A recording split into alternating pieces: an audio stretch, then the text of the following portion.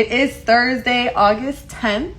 It is my mama's birthday and the first day of school for kids in at least the county I live in. I know a lot of kids started yesterday, so if you have children that are starting school, I really hope that they're happy that they went into their classrooms this morning feeling loved and excited for a new school year. I'm praying for all of you guys, and hey guys, I hope you're well today, and I hope your kids are having a good first day. Those of you that are first-time mamas sending them off to daycare or school or kindergarten, I hope you didn't cry too much. I know I cried a little bit for the first time I dropped my kids off. Now I'm just like, man, can this light turn green? But anyway, just a couple of housekeeping things I wanted to bring to your attention. I mentioned to you guys in a post on was it the first of this month that God is pulling me into a different direction, and he has basically placed it on me that he wants me to start Bible study. I've mentioned it to you guys before just to kind of get a feel of who would be joining and who I would need to pray for in advance, and he wants us to start on Tuesday the 15th.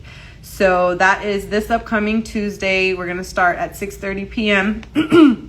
And I just finished up all the final edits to the ebook devotional that is going to be for free. You will get the link on my website. And I'll also ask my web designer to help me set it up on my Instagram, because I'm not tech savvy like that, so that you'll be able to download it, take a look at it, see if it's something that you want to chime in for, and follow along. So the devotional, it's 9 days. We're going to go over one day, and one day each week. But if you feel like this is something that you would prefer to do on your own, then you're absolutely welcome to do that. It's going to be spirit-led, so whatever you feel God is telling you to do, then that's obviously what you do. It trumps anything that I say. But it is just designed for me to go over one day each Tuesday for 9 days. We'll be talking about the fruit of the Spirit. So I really thought God wanted me to start off with idolatry, but he wants me to go in this direction first, and then I do believe afterwards we're going to move into idolatry, because it is a topic that he's been placing heavy on me, and I do think it is something that he's trying to break certain bondages within myself, and also for those that I am close with, because there's just too much going around where he feels like he can't do something for people that they've been praying for, because they're taking away from him being able to, because they're false worshiping an idol. So that's just what's been going on. So I'm excited to get started with you guys. We will pray. I'll answer any questions. If you're local and you are interested in, I'll write a comment in the description that you can, if you personally know me, obviously you can text me, or if you are just in the area and you want to get together somewhere, we can go meet up at a cafe and do this, do the meetup, but also have the live for those that are going to be joining virtually. So I just wanted to just say that little bit there, and we'll definitely get started when Tuesday. But for today, I wanted to go over chapter 7 in boundaries, and it wasn't very long. It was very self-explanatory, and it made me laugh because it brought me back to a lot of things that I did wrong in my marriage, but also just things that I've noticed that others have done too, that we don't necessarily pay much attention to.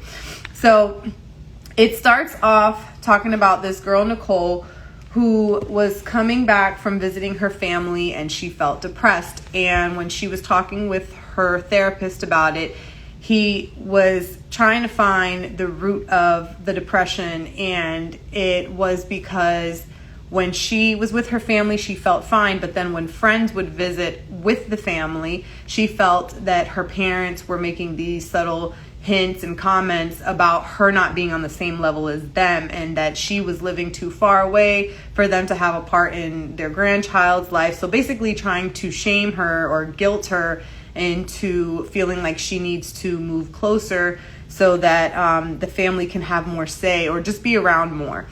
And it made me think about not necessarily my family, but just how many friends I have that have actually gone through this themselves, where they feel like they can't do something because it's displeasing to their family. And, the moving away specifically. I mean, there's been times where I felt like I couldn't do certain things because I didn't want to disappoint my parents, but that's a whole other story. So they went on to talk about signs of lack of boundaries, and it was very interesting because the very first one that they talked about was basically, it's called Catching the Virus. And it's about one spouse not having good emotional boundaries with the family he grew up with.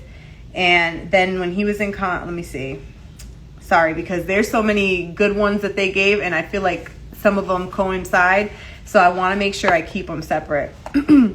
But this one was basically when your relationship with one person has the power to affect your relationship with others. When you are so dead set on making sure that no matter what you do or say, Father help me, because the way I'm thinking it and the way that I'm seeing it, it's not it's not matching.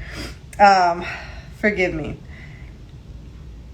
Okay, I'm gonna read this part here so that I don't mess it up like I've done in other lives. But it says here, one sure sign of boundary problems is when your relationship with one person has the power to affect your relationships with others. You are giving one person way too much power in your life. How many of us can say that we've once upon a time done that? I remember one young woman who made steady gains in therapy until she talked to her mother. Then she would withdraw for 3 weeks. She would say things like, I'm not changing at all. I'm not getting any better. Fussing with many of her mother's ideas about her. She wasn't able to stay separate. This fusion with her mother affected her other relationships. She virtually shut everyone out of her life after an interaction with her mother. Her mother owned her life. She was not her own. So I can't necessarily say that I have experienced that, but what I can say is that I do have a relative that anytime he goes to visit his mom, he comes back a complete different person. And it's just amazing that he can, I'll see him and he's in great spirits, but then when he comes back, he's angry. He's so negative. He is so judgmental. He has something to say about everyone and everything and is just pointing fingers at everybody, but doesn't realize he has more fingers pointing at himself. And it's because of the person that he's associated with. Anyway, the second one that they mention here is the second fiddle. And this is the one where I'm going to kind of dive in a little about my past because I can relate to it, and I'm sure there's some of you that can too. And this basically talks about choosing your parents over your spouse. So, as you know, I was married, and my marriage wasn't obviously the greatest, or else I would have still been married. And there was a lot of times where he would bring up to me that, hey, you're on the phone with your mom too much, and you ask your mom for opinions more than you ask me. And when I look at it now, I see what he was talking about, but there were certain things, and forgive me, Lord, I'm not trying to talk crap about him, but there were things where I wouldn't talk to him about it because I felt like he wasn't going to give me sound advice because his maturity level wasn't where I believed it needed to be for whatever topic. And that's a whole other discussion. But it did lead to us having a lot of arguments, and not just with him, not that he didn't like my mom, but he didn't like how I always confided in her before I did him, which he's right about. But also when there were things that took place where I would tell him like, hey, you need to talk to your mom about something because I don't like the way this is being said or done. Like, I feel like I'm being disrespected.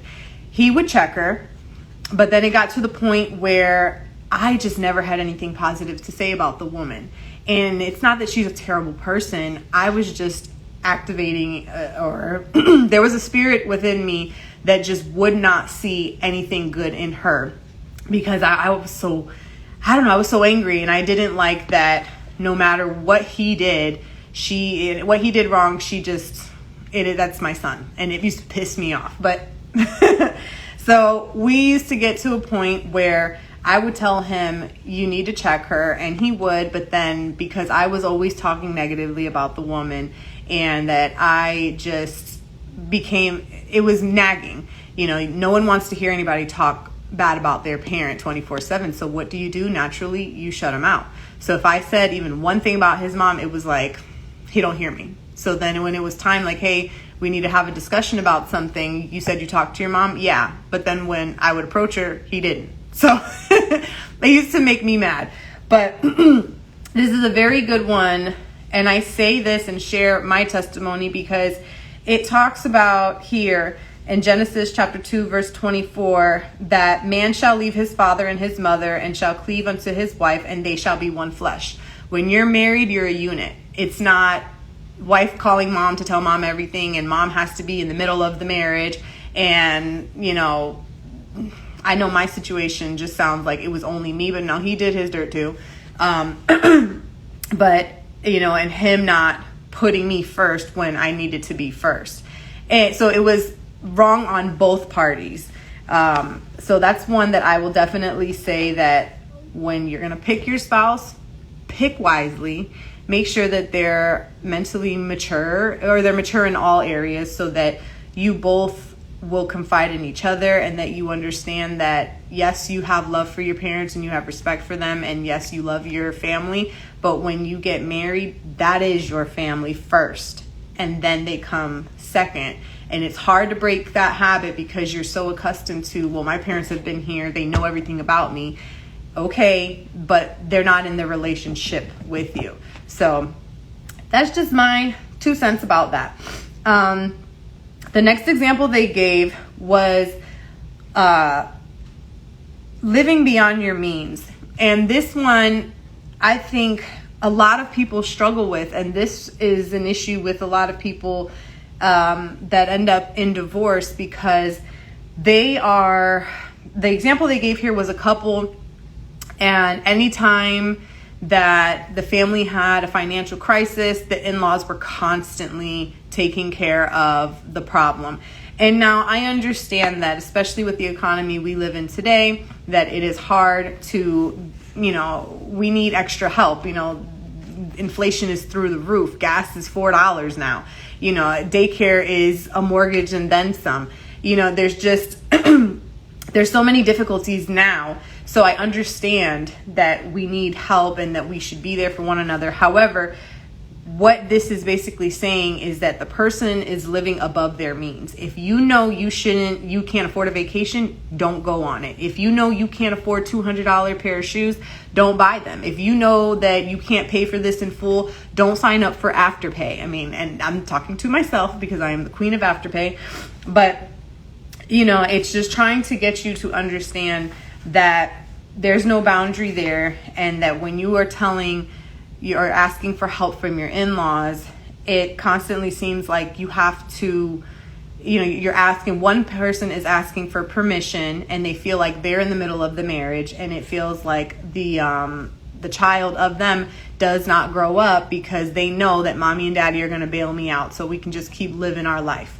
So it went on to talk more about children being irresponsible, and in their 30s constantly and I feel like they're talking to me, children in their 30s coming over to wash their clothes at their parents' house and do all these different things, and you being a tight-knit family. But again, times are different, everybody's situation is completely different, but the main thing here was to talk about how there needs to be boundaries, that you should not be expecting, coming to your parents' house every single day, especially if you don't live with them, to be doing your laundry, taking a shower, eating, and then going to your house. You're too dependent is what they're trying to get at. The next example they gave, and I think it's a great one because this is where a lot of conflicts and unnecessary drama comes from. It's called Three's a Crowd. So person A, B, and C. A and B get into a altercation, and then person A talks to person C about it. Person B talks to person C about it. But A and B, when they talk to each other, they're okay, yeah, it was a little mistake, whatever the problem may have been. They don't talk to each other about the level of hurt they experienced. They don't talk to each other about the anger that they felt. They express it to person C. So now person C is involved in the issue between person A and B when C doesn't need to be involved at all. So three's a crowd. There's no reason to get a third party involved. It talks about here in scripture how, where is it?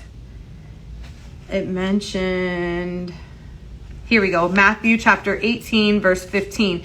If your brother or sister sins, go and point out their fault just between the two of you. He's specifically saying that you guys talk amongst yourselves about it. Obviously, if you need help or you need a mediator, you can do that. But this is something that you should do between each other. Not, I'm going to go gossip to this person about what this one just did, but I'm not going to talk to the person I have an issue with. That makes no sense. That's childish. So it's basically saying that we need to grow up. The next one talks about children helping. Let me see. Did we talk about triangulation? Yep. Children taking care of their parents.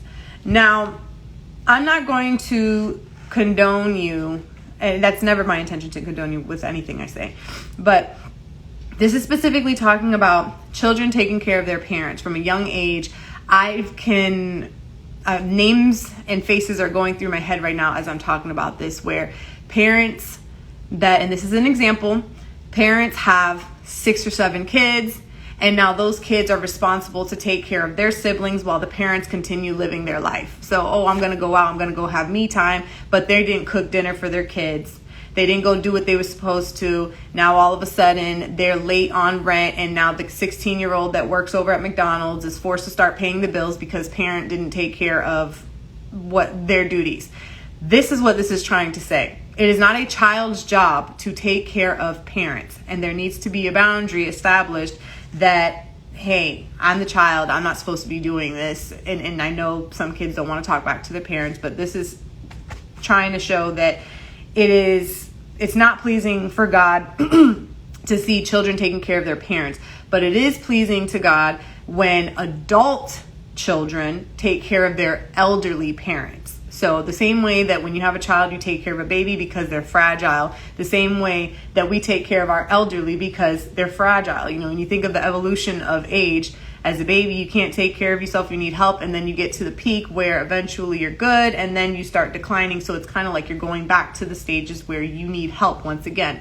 So God says here, 1 Timothy 5:3-1, that basically give proper recognition to those widows who are really in need. But if a widow has children or grandchildren, these should learn first of all to put their religion into practice by caring for their own family, and so repaying their parents and grandparents, for this is pleasing to God. So it's good, once again, it's good to take care of elderly parents, but it's not good for children to be taking care of irresponsible parents. This one talked about brother and sister. So I have an older brother and I have a younger sister. I suffer from middle child syndrome. And growing up, it was either me and my brother against my sister, me and my sister against my brother, but most of the time it was my brother and sister against me. And we're fine now. We all get along. We've always, we have our moments.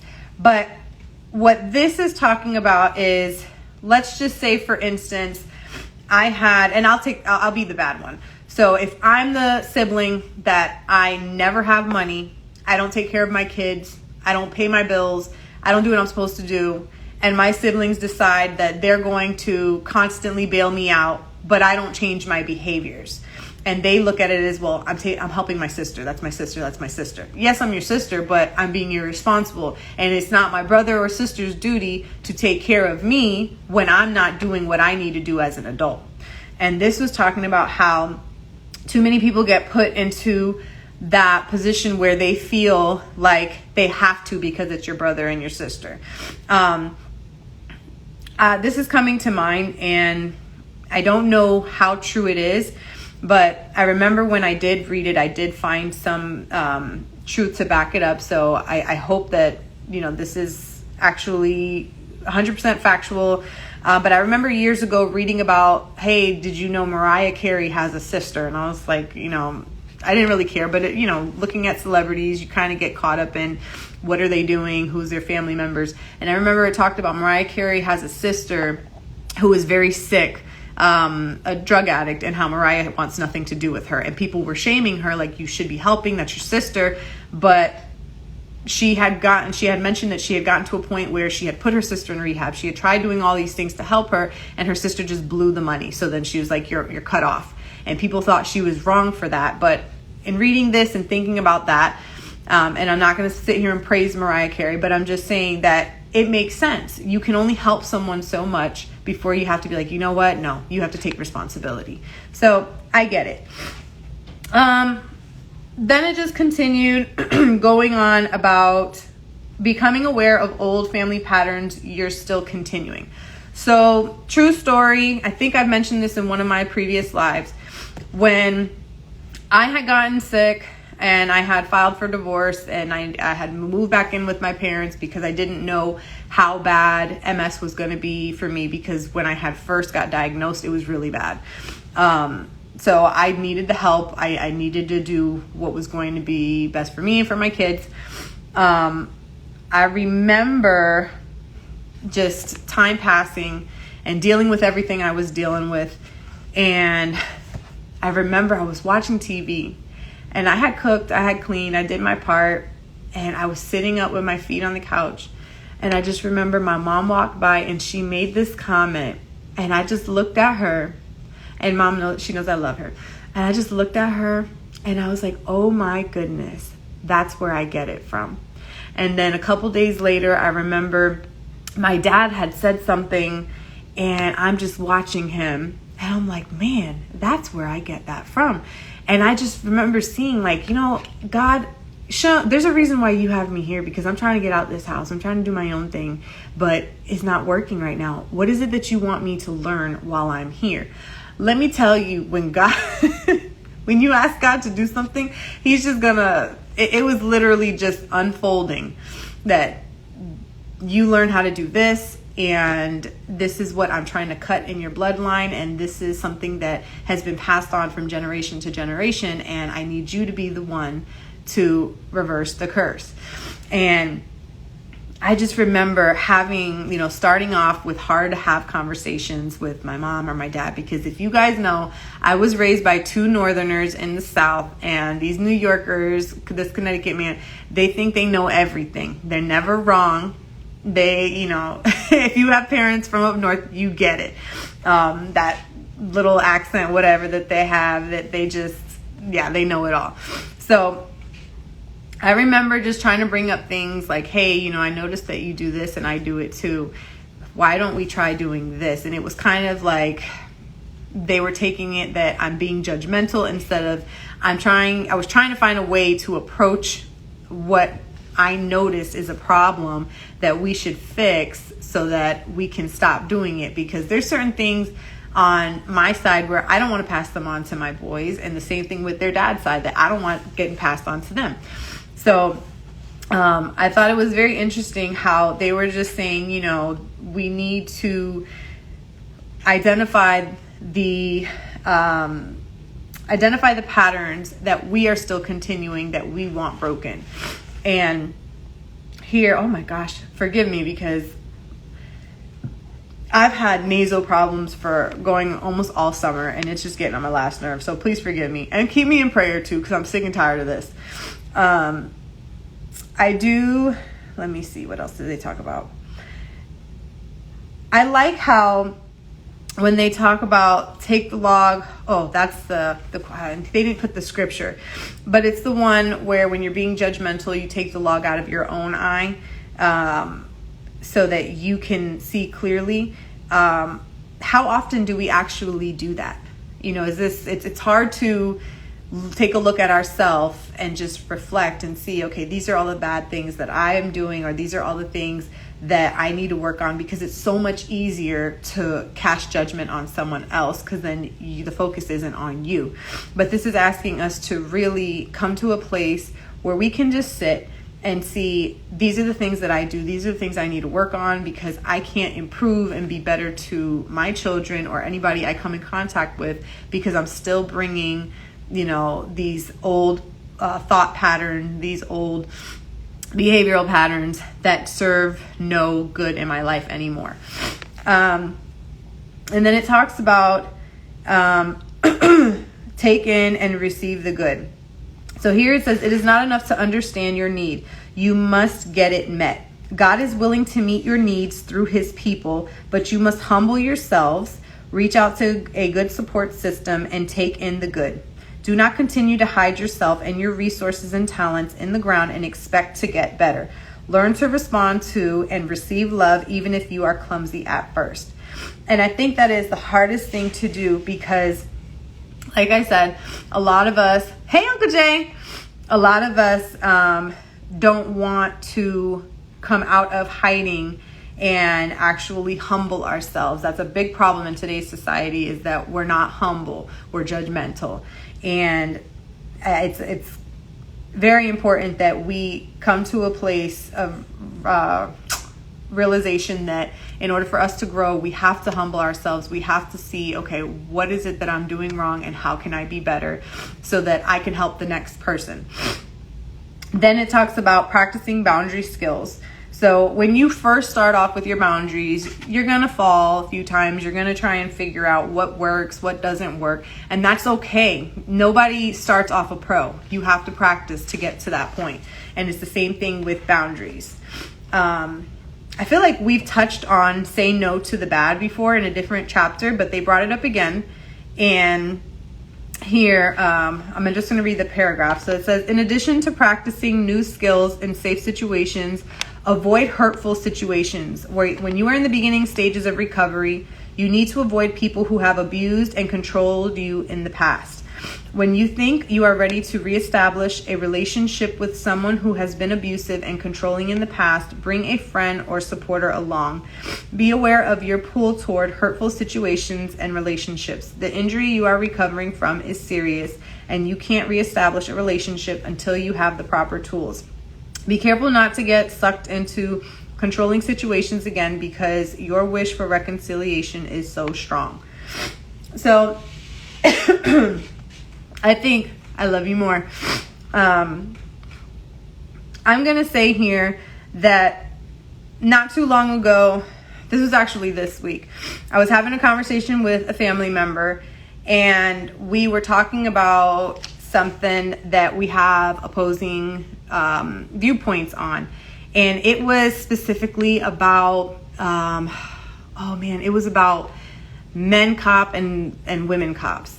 So long story short, this person was saying that, men cops don't like having women cops for partners. And I was like, well, did you talk to every single man cop and ask if that's how they feel?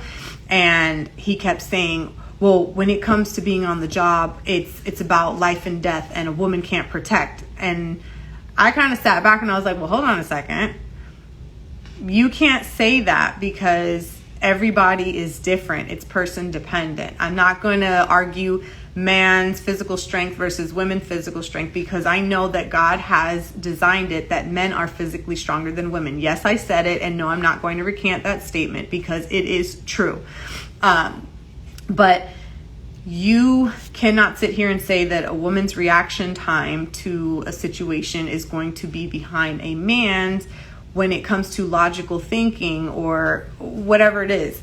So I said, you can't say that, because you haven't spoken to every male cop on this earth. And then this person wanted to fight. So I didn't want to fight, but then it just got to the point where anytime I would say something, I was getting cut off. And then I came in, I said, you don't like having conversations like this with women, do you? This person, it's a family member, got really pissed. And I just saw him, straighten out his shoulders. And I was like, there's your problem right there. You don't want to hear anything coming from a woman. what is your issue with women? And then I was getting ready to say something else, and the Holy Spirit specifically said, don't say that. And I tripped on my words before I could say it, and I had to stop. And what I was going to say was basically that this person, you're acting like a child right now, or the way that you're speaking about this, like you have a complex. Like, you can't have a woman for a boss. You can't have a conversation with the woman because you have a complex where you feel like you have to be ahead, and that's it, that you're always right. And the Holy Spirit shut me up real quick because it was going to start a fight, and it didn't need to. So it ended up being a decent conversation where, I just basically expressed that I'm not trying to be argumentative. I'm just trying to see your viewpoint because I disagree. And this is my viewpoint. And you don't have to agree, but we can agree to disagree and still be respectful. And it basically, I know it pissed the devil off because we didn't yell. We didn't scream. We didn't start calling each other names. It basically just got to the point where I heard you, you heard me, and okay. And we were able to start talking about other things. So make sure you say no, when you're practicing those skills to set those boundaries, to have to have conversations that that, and I know this kind of went off, but it's the one thing that I could relate to, that, say no to the bad, where you're not caving in to saying something hurtful to that person when you know that if you said that would have been a fight. Anyway, then it talks about forgiving the aggressor. Nothing clarifies boundaries more than forgiveness. To forgive others means letting them off the hook or canceling a debt they owe you. When you refuse to forgive someone, you still want something from that person. And even if it's revenge that you want, it keeps you tied to that person forever.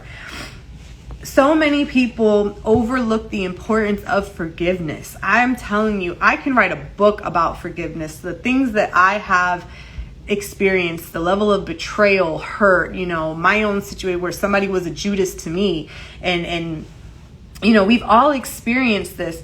But when you get to a point where you're doing nothing but constantly thinking of how is this person going to pay for this, and I hope this happens to them, and you just start twisting your thoughts to want to hurt them, you're tormenting yourself because that person's going and doing their thing, and you're over here pissed off about what they did to you, and they're not even thinking about it. It could have been a day ago, it could have been a year ago, it could have been 10 years ago, and you're still mad about what they did. You have to forgive them so that you can move on from it, because you're the only one that's staying stuck, living in the past, reliving it when you should be living your life. So anyway, it talks here, Proverbs 13:12 is, let me see, I want to make sure that I don't skip this. So this ends your suffering because it ends, so forgiveness, this ends your suffering because it ends the wish for repayment that is never forthcoming and makes your heart sick because your hope is deferred. That's Proverbs 13:12. If you do not forgive, you are demanding something your offender does not choose to give, even if it's the only confession of what he did. This ties into you and ruins boundaries. Let go of the dysfunctional family you came from. Cut it loose and you will be free. And then here, it talks about respond, don't react. How many of us have been in situations where something happens and the first thing you do is you react? You don't think about it, and you just, I'll worry about the consequences later. Now, I'm still human too. I know that if somebody was trying to hurt my child, there is no, I'm going to sit back and wait. No, I'm responding right then and there. So that's different. But here it says, when you react to something that someone says or does, you may have a problem with boundaries. If someone is able to cause havoc by doing or saying something, she is in control of you at that point, and your boundaries are lost. When you respond, you remain in control with options and choices. If you feel yourself reacting, step away and regain control of yourself so family members can't force you to do or say something you do not want to do or say, and something that violates your separateness. When you have kept your boundaries, choose the best option. The difference between responding and reacting is choice. When you are reacting, they are in control. When you are reacting, they are in control. When you respond, you are. So I'll just give an example now. One of the biggest things that I do is if, and I'm sure all people in relationships, if my ex-husband is saying something stupid through a text message and I get annoyed, I will completely ignore it until he comes back to his senses and like, okay, now I'll respond if it's a time that I want to respond. But in the beginning, when we were going through a lot of bickering and you did this and you said this and she said, he said, all that crap, I remember it was too much back and forth. He was always getting a response out of me. And, it made me mad, and I would say things I shouldn't have said, and he would say things he shouldn't have said, until it got to a point where I was just like, you know what? No, this is how I'm going to do it. And if he didn't want to do it, I would just block him for the night and just be like, I'll talk to you in the morning, and then unblock him and be like, hey, the boys are good today. And it got to a point where now we understand these are the boundaries, and you do you, I do me. As long as our boys are good, that's all I care about. So, and I know it's personal, but just to show you guys that I still go through this stuff too. I'm not perfect. Then the last section here is learn to love in freedom and responsibility, not in guilt. The best boundaries are loving ones. The person who has to remain forever in a protective mode is losing out on love and freedom.